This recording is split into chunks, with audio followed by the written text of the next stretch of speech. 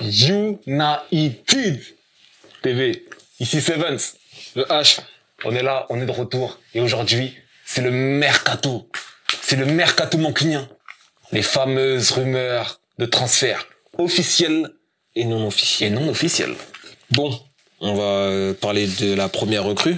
Exact. Qui est Joshua Zirkzee, que tu récupères à Bologne, tu vois. Ouais. Qui a fait une bonne saison l'année dernière. Qui est qualifié en Ligue des Champions Bologne. Transfert assez surprise quand même. C'est un blast qu'on entendait un peu, un nom qu'on entendait un peu, mais je m'attendais pas à ce que Manu soit à fond dedans. Ils l'ont pris. Ça parle d'une petite perle, tu vois. Néerlandais, on connaît l'école néerlandaise. Transfert moyen pour moi. Moyen. De toute façon, on en a déjà discuté. Ouais. Vous avez vu notre avis si vous avez regardé un peu notre chart. On va pas, si c'est pas le cas, faites-le. Donc on va pas vraiment débiter dessus. Mais Joshua Zirkzee, en gros, ce qu'on peut retenir, en tout cas de l'avis de moi et de H, c'est que on veut être surpris. On veut que ce mec nous surprenne. Tout simplement. Il a des qualités aussi pour s'en prendre, tu vois. Il a des qualités. Mais on connaît la première ligue, c'est assez... C'est rude. c'est rude. C'est assez rude. spécial, donc... Bon, en vrai, lui, on attend. On attend de voir. Malheureusement, il a pas commencé le match du Community Shield. Mais je pense que, vu la blessure de All Young, il y a moyen qu'il commence en première ligue. Ouais. Ok. Sûrement. Et Yoro, arrivé pour aussi un gros transfert d'une 60aine de millions d'euros, est déjà blessé. Incroyable. Blessure au pied gauche. Ouais. Indisponible. 3 mois. 3 mois. Ça, c'est vraiment mal. Ça fait vraiment mal. Manu qui continue avec ses problèmes de blessure. Pourtant, c'était intéressant ce qu'on voyait en pré-saison de sa part. Surtout, on sait que lui, c'est vraiment la pépite des défenseurs en Europe, tu vois. Des moins de 20 ans, c'était vraiment le numéro 1. Le Real courait derrière lui. On a réussi à l'avoir, tu vois, même si on a mis de prix.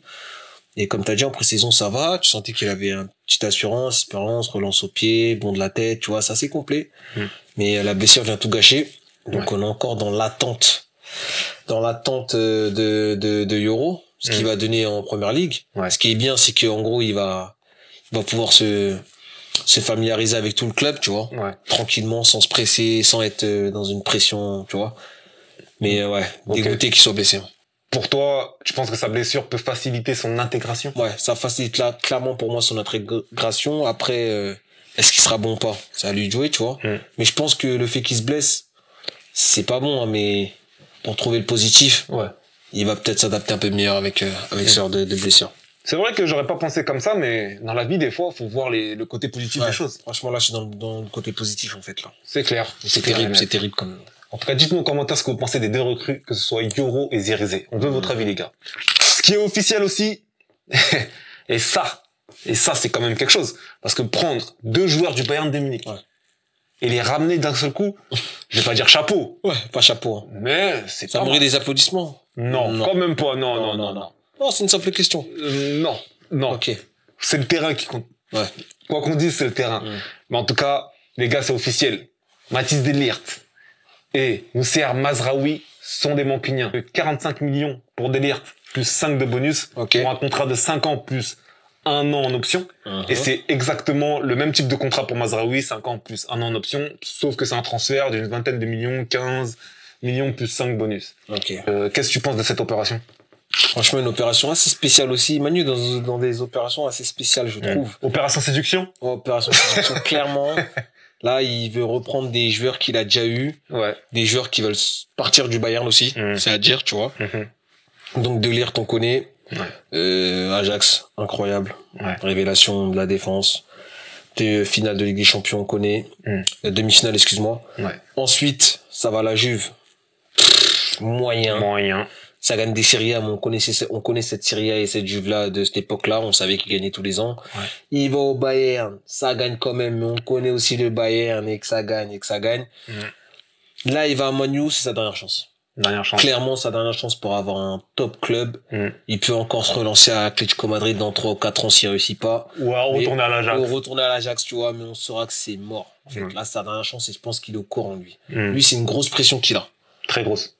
En sachant que le manager, c'est Ten Hag. Voilà. Et en plus, là, t'as quand même 2 défenseurs centraux qui allaient jouer titulaire pour moi. C'était Yoro et Martinez. Mais vu que là, Martinez joue à gauche, j'ai bien l'impression que si Luke Shaw se blesse, il va laisser Martinez à gauche, en fait. Faudrait surtout pas faire cette erreur. Moi, je pense qu'il va le faire. Surtout Parce que pas. je vais rebondir sur Mazraoui. Ouais.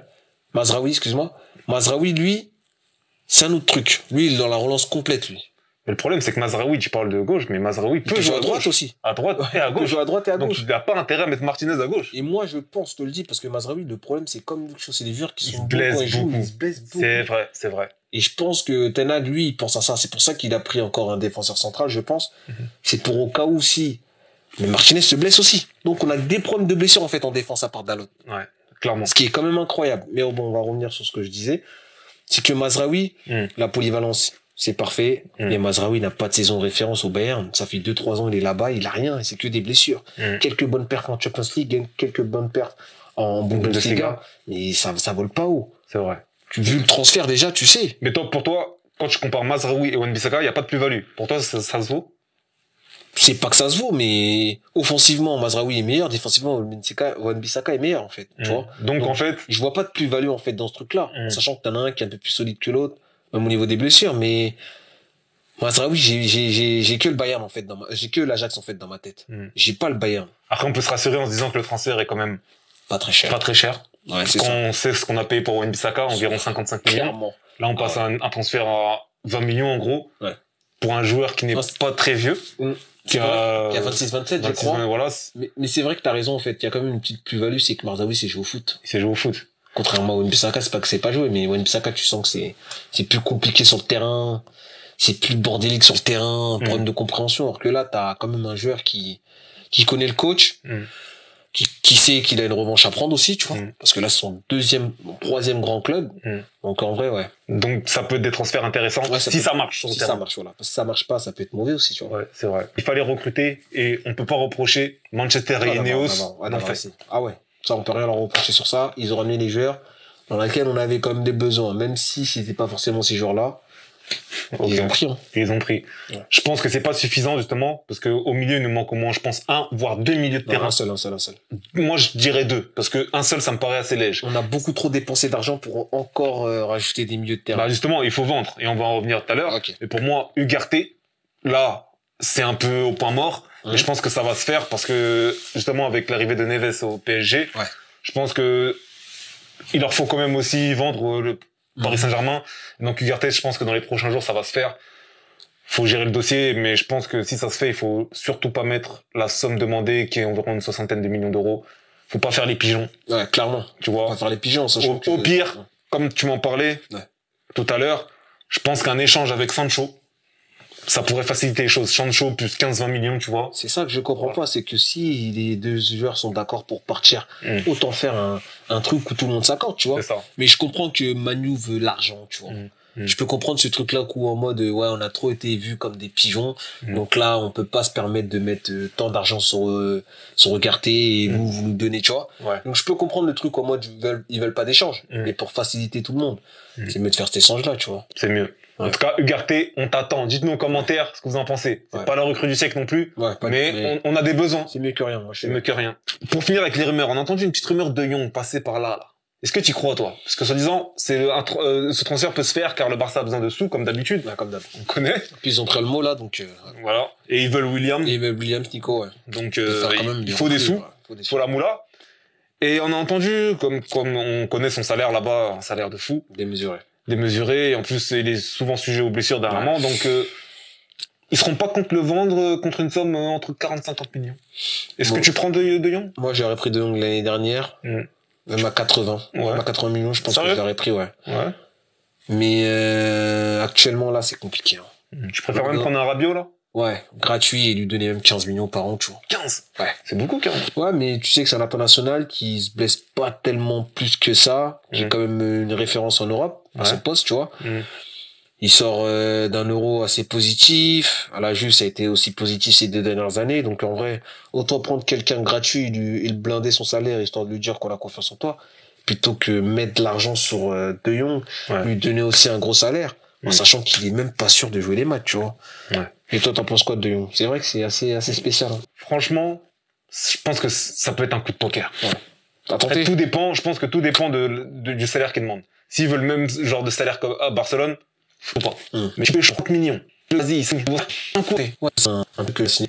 Il prend encore un an, Ouais, c'est voir là que je veux que moi il reprend un jeu, tu parles déjà beaucoup vers le nez. Et encore reprendre un mec ouais, de l'Ajax. Manchester d'Amsterdam, Ah, t'imagines, ouais. on change de nom. Manchester d'Amsterdam. Franchement, ça devient assez compliqué, en fait. C'est compliqué, Donc, c'est compliqué. ouais, moi, perso, je suis pas trop dedans. Après. Dites-nous en commentaire, les gars, qu'est-ce que vous pensez de toutes ces rumeurs, notamment celle de Jong. Ouais. On sait que c'est un peu des rumeurs, c'est pas rien d'officiel. Il faut en parler. Ouais, faut en parler. Hein. Pour finir, au niveau des arrivées, est-ce que tu penses qu'on a besoin d'un nouvel attaquant, d'une nouvelle force offensive, ou pour l'instant tu laisses comme ça? J'aurais pensé à un ailier, Ouais. mais en fait, je laisse comme ça. Pour l'instant, on laisse comme ça? Ouais, je laisse comme ça pour l'instant. Manu, je pense pas que c'est dans l'objectif de gagner un titre cette année, en tout cas en PL. Ouais. Tu vois, ils sont quand même dans le truc où l'Europa League, ça peut être un vrai bonus, une vraie plus-value. Mais je pense que ça vise un top 4 et avec cette équipe-là, tu peux viser un top 4. Hein. Ouais, si elle est bien ficelée, si ça se blesse pas Voilà, trop. si ça se blesse pas trop, si c'est solide et tout, ça peut viser un top 4. Ok. Et on va finir en parlant des départs. Il faut absolument que Lindelof parte. Ouais. Là, il a fait son temps à Manchester. Il n'y a pas trop de rumeurs. Il n'y a pas trop de rumeurs parce que les gens, je pense qu'ils ont bien compris que ce joueur-là aussi, a quand même aussi des problèmes de blessures ces dernières années, qu'il n'est pas forcément solide aussi, tu vois. Il n'est pas forcément bon, il est normal, Lindelof, c'est... Ouais, lui aussi, c'est assez compliqué à vendre, tu vois, c'est comme Wan-Bissaka, mais... Wan-Bissaka, ça quand même, c'est un peu un oust, tu vois. Ouais. Il a quand même réussi à partir, mais je pense que Lindelof, ça pue la Turquie ou l'Arabie Saoudite, hein. Désolé de dire ça comme ça, mais moi, je le vois comme ça. Et pour Eriksen, McTominay, Casimiro, surtout Eriksen et McTominay. Ouais, Eriksen, franchement, ouais. Merci beaucoup, Eriksen. Première saison incroyable à Manchester. Ensuite, beaucoup plus compliqué. Merci, en fait. J'ai que ça à dire merci, mais... Dehors. À droite, ouais. McTominay, enfant du club, mais maintenant t'as fait ton temps. Ouais, t'as fait ton temps. Salut, mec. Merci, franchement, pour la saison dernière. Tu nous as régalé. Sauveur. Le sauveur. Dernière minute, je te remercie beaucoup, McTominay. Mais techniquement et tout, c'est mort. Tu peux pas rester. C'est mort. C'est mort. Mais aussi, on peut essayer de récupérer aussi une bonne petite pièce. 25-30 sur des Anglais, tu vois. Ouais, ça parle de Fulham notamment. Ouais, Fulham surtout qui était là pour remplacer Paulinho, tu vois. Ouais, mais je pense que c'est le seul club où il peut aller à l'heure actuelle, c'est Fulham. Moi 25 millions, je le lâche. Ouais, 25 je lâche. Ouais, je le lâche. Il y a Casimiro, on sait pas, mais Casimiro, je pense qu'il va rester. Hein. Tu penses qu'on a besoin de lui quand même? Ouais, si tu recrutes pas de milieu, parce que tu parlais de deux milieux. Ouais, c'est ça. Donc si Casimiro part, obligatoirement il en faut deux. Mais s'il est là, on peut recruter un et Casimiro, on sait très bien. Il peut toujours servir. Il peut toujours servir, il peut être titulaire, remplaçant. Je pense pas que c'est quelqu'un qui a beaucoup d'ego, tu vois. Malgré que ça reste quand même Casimiro, il va pas chauffer le banc 4-5 matchs de suite, tu vois. Mais son expérience peut être précieuse. Son expérience peut être précieuse, ouais. Et évidemment, Mejbri et Pellistri, on va pas en parler, mais je pense qu'ils ont fait leur temps. Ouais, Mejbri assez énervé. Hein. Franchement, je pensais vraiment qu'il pouvait faire quelque chose. Ouais. Grand espoir quand même dans sa jeunesse, mais qui a pas forcément percé. Non, pas percé, on va dire, il a percé, tu vois. Percé, mais il a pas forcément confirmé. Ouais. Et Pellistri, on en a parlé, hein. Pellistri, ça reste Pellistri. Hein. Voilà. Et on espère en tout cas que ça va se faire pour Jadon Sancho. Aussi. Au Paris Saint-Germain, ou autre part. Ouais. Parce qu'on sent qu'il est plus dans le truc. Ouais, il est plus dans le truc. Certes, ils ont fait soi-disant la paix, mais il est plus dans le truc. C'est la paix, c'est pour dire, vas-y, tu peux jouer des matchs, hein. Ouais. Je pense que c'était plus pour ça, mais, au PSG, tranquille, t'inquiète. En tout cas, voilà, on a fait le tour des rumeurs et des transferts mancuniens à l'heure actuelle. S'il y a quoi que ce soit, vous serez au courant, les gars. Vous serez les premiers au courant parce que ici, c'est United TV. Tout simplement. Donc voilà, les gars. C'était Sevens. United TV. On est toujours ensemble, les gars. Donc, let's go!